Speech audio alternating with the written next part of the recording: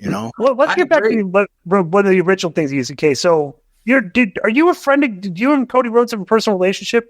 Oh, we don't have a personal. I mean, we know each other. He's been on the show several times.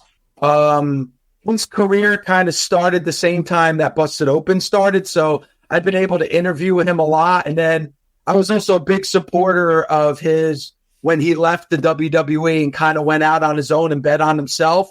I think we were one of his first interviews after he left the WWE. But I don't have a personal close friendship with him. I definitely think there's a mutual respect there. We're definitely friendly, but I'm just a fan of his and a fan of what he's done. So for example, you can see like how like if people that would watch, like I don't really watch a lot of us. I watch YouTube clips. I've seen some of your YouTube clips, but if people were being introduced to Dave LaGreca and the first viral thing that went out was your rant on Cody Rhodes, it's like people would obviously have an opinion of you. Then okay, we're say this guy's a lunatic, right?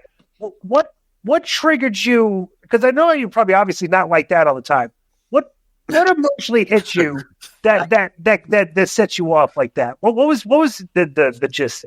Well, I think there's a lot. I mean, number one, and you guys notice being on the air or being a performer, you're going to turn your personality up to 10. Like, nobody's going to tune in to hear me, talk in just like my normal everyday voice that I use around the house. Like, I'm going to be a little bit more animated. I'm going to be a little bit more passionate when I'm on the air. And I think the fans expect that and they like that.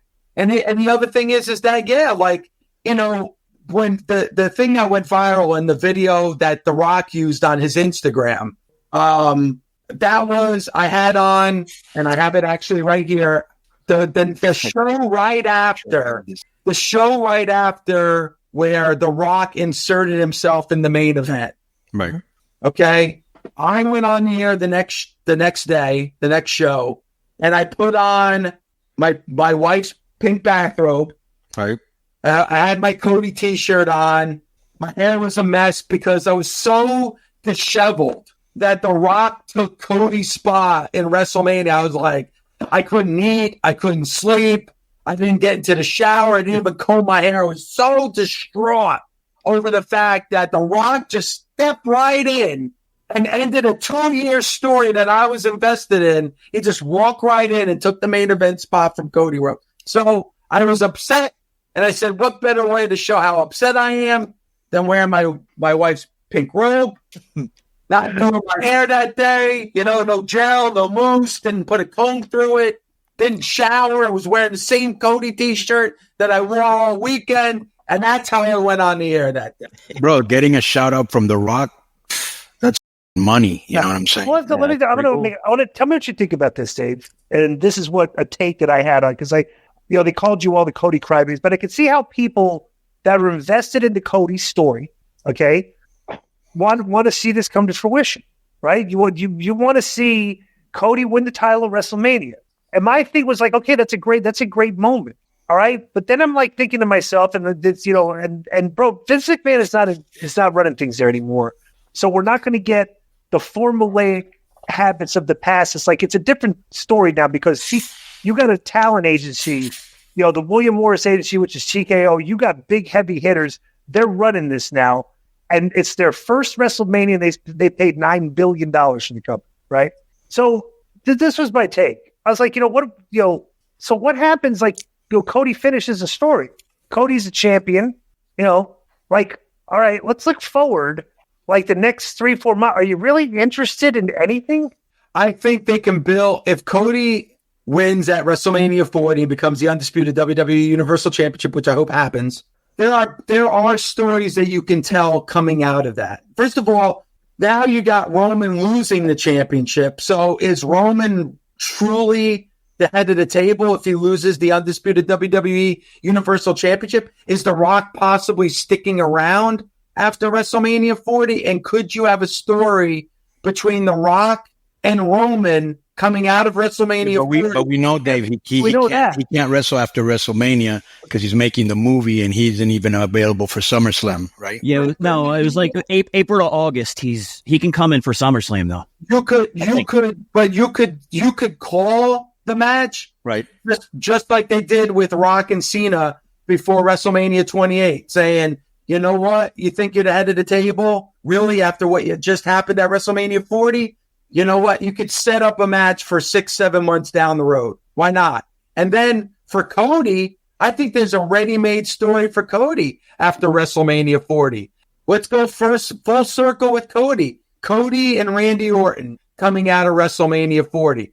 Where did Cody start his WWE career? As part of Legacy with Randy Orton, you can have a program with Randy and Cody immediately after WrestleMania 40. Okay. I'm going to tell you another thing I'm interested in. I can't wait to see CM Punk comes back with Drew McIntyre. Okay. So let me throw this. Drew's on fire. And this is a different way to think about it. Okay, is that if you look at the Cody story, it's a 2-year story, and he wins the title of WrestleMania, but then that in my mind as a writer for television, okay, weekly TV, okay, that's like a movie, but when the movie's over, the screen goes blank and you walk out of the theater and it's done. Wrestling, you have to write another weeks and weeks after that, right? So Eric Bischoff had an interesting take that got me thinking. Is like, what if right at the end of a story, when everybody knows what the finish is going to be, okay? What's the one thing that aggravates people? But what is the one thing that creates new interest? Is the plot twist. So throwing The Rock in this was a plot twist that kind of aggravated people that want to see the story and finish the story. But it's like, you know what? The plot twist now, we're getting near the end of a story. What if we extend this story with the start of a new story too?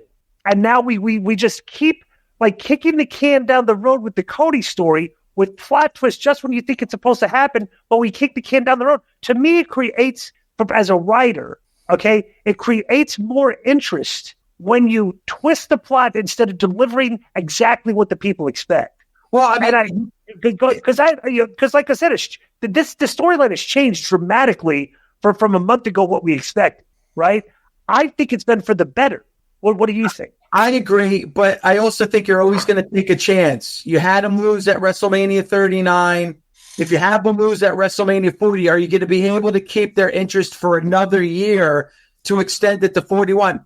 You may be able to do that. You may have a plan that will keep people interested and maybe even make the story bigger, but that is taking a chance, right? That you're going to still keep people interested for another third WrestleMania. I mean, well, they're selling out. But my point is, it's like if Cody wins the title, there's a very fatigued possibility. People just go like, I was interested in that story. Now that story's done. It's like, I don't know if I'm interested in a Cody as the champion story. You know what I'm saying? That's all I'm saying. These are variables. You throw in there and you think about, okay, how are we going to write this? How are we going to do our TV going forward and stuff? But I don't know. I think Cody, or the rise he's had, has been so weird because you've been a wrestling fan for however long. It seems like every time the WWE, somebody left and then they brought him back, they always kind of try to punish him a little bit, for going this was the first time they brought somebody back and said, okay, wait, all right, you're a top baby face now, and we're going to put the machine behind you. And that I thought that was so out of character that this is what I was thinking the story is. That Cody talks about my story. What if the story is at the moment he's ready to win the title, that Hunter comes in with the screw job, and the story was, what we set you up because nobody leaves us and tries to come and this is the punishment you got for coming back. We're gonna get all your hopes and we're gonna ruin it in your biggest moment. Anything is possible. You just said something that I totally agree with. This is a different regime. Right. This is a different creative regime. It always used to be, oh boy, what are they gonna think of creatively? This is not gonna be good. These last couple of years have been so good that I'm almost at the point where it's whatever you have planned, I'm fine. I'm good with it. Because I don't know what's going to happen. Yeah, I trust you now. I trust you now because, why did AEW get so big so fast? Because people were fed up with the WWE. Creatively, it was frustrating to watch that show. You're tired of Vince McMahon? Yes. Right. Yeah, he's crazy old man. He doesn't know what he's doing. I think the biggest reason why it shifted so much is because the WWE became good again. Creatively, it became good. They were building characters, personalities, storylines that people are into. That is the biggest thing that's happened over the last 2 years. So I can't believe I'm saying it, but you know what? Whatever happens at WrestleMania 40, I'm good with it, and I'm going to stick and stay because the storytelling has been so good. There hasn't been, as a WWE fan, there hasn't been much to complain about over the last 2 years. Oh. Yo, what's up? I just want to thank you guys for watching this clip. Don't forget to hit the like button, leave a comment, and subscribe.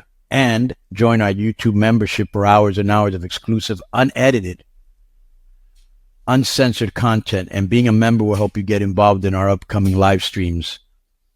Thank you for your support. Thank you for riding with us. I know you got a lot of other podcast choices, be it wrestling or other ones.